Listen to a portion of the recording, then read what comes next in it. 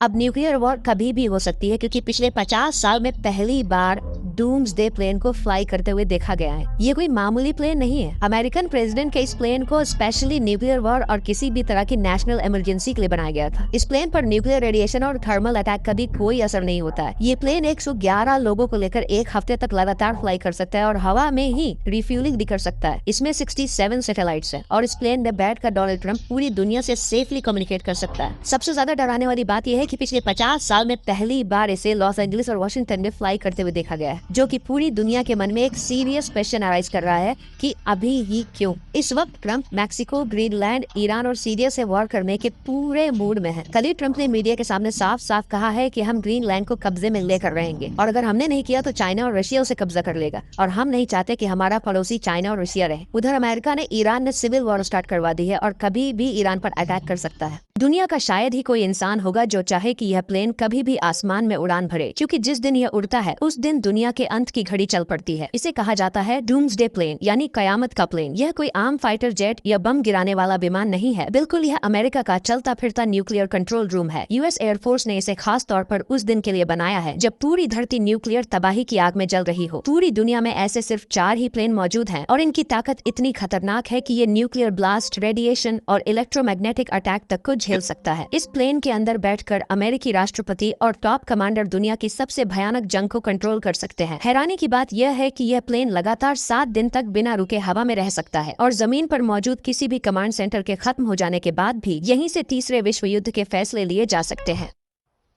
क्या सोच रहा है? क्या ये यूएस ईरान वॉर भी? पता नहीं, लेकिन ये देख, ईरान सबसे पहले कतर में एक यूएस बेस पे टारगेट करता है। यूएस को सारी चीजें पहले से मालूम होती है और अटैक से पहले ही वो वहां से इवैक्यूएट कर चुके होते हैं। हाँ, तो कोइंसिडेंस भी तो हो सकता है। कोइंसिडेंस? उसके बाद जब यूएस ईरान की न्यूक्लियर साइट पर अटैक करता है, ईरान वहां से अपना 400 केजी यूरेनियम पहले से ही लेके जा चुका होता है।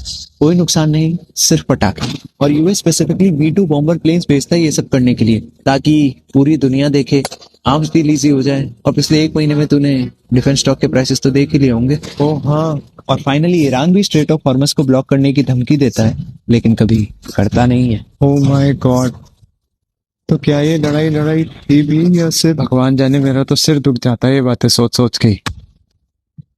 मेरा भी। इंडियन नेशनल्स को ईरान इवैक्यूएट करने को बोलो तुरंत। सर, ऑस्ट्रेलिया ने भी अपने सिटीजन्स को ईरान छोड़ने को बोल दिया है। रशिया भी अपने सिटीजन्स और डिप्लोमेट्स को इजराइल से इवैक्यूएट करवा रहा है। Russian embassy in Israel is closed. Venezuela में अभी जो कुछ हुआ, उससे कुछ दिन पहले भी रशिया ने अपने डिप्लोमेट्स को वहां से निकाला था। व्हाट? मिडिल ईस्ट में भी मैसिव यूएस मिलिट्री डिप्लॉय हुई है sir. P-8 पोसाइडन्स, reaper drones, MQ-9, ये सब मिडिल ईस्ट के यूएस एयरबेस में है सर। ये सब नॉर्मल नहीं है। ईरान का ग्लोबल इंटरनेट एक्सेस बंद करना, भयंकर प्रोटेस्ट करना, ट्रम्प का ट्वीट करना कि we are locked in and loaded, ये सब कुछ तो गड़बड़ है। शायद अगले कुछ घंटों या दिनों में यूएस इजराइल मिलके ईरान पर अटैक प्लान कर सकता है सर। और अगर ऐसा हुआ तो रशिया उन्हें जवाब देने जरूर आएगा, क्योंकि यूएस रशिया टेंशन अभी ऑलरेडी बहुत बड़ा हुआ है और अभी यूएस ने रशिया के सैंक्शन ऑयल टैंकर्स भी सीज कर लिए थे। और उधर चाइना ताइवान पे पूरी नजर रखे हुए। बांग्लादेश में जो हिंदुओं के साथ हो रहा है वो अलग। क्या हम लोग सच में वर्ल्ड वॉर की तरफ बढ़ रहे? नहीं, अगले कुछ दिन हम लोग के लिए बहुत क्रूशियल होने वाले हैं। नजर रखना, मैं बीपी की गोली लेके आता हूँ।